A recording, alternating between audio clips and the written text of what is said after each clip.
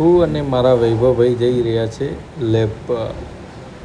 Lab પર જઈને જોશું શું ચાલી રહ્યું છે. એટલામાં આવી ગયા અમે લેબ પર. અમે એક ભાઈને વાત કરતા જોઈ લીધા. रुको जरा सबर करो.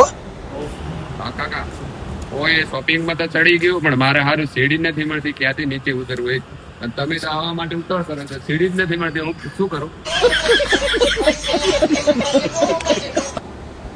એટલી મોટી શોપિંગ હોવા છતાં પણ ભાઈને સીડી નથી બોલતી. બોલો મિત્રો, તમારું શું કેવું થાય કમેન્ટમાં જણાવજો.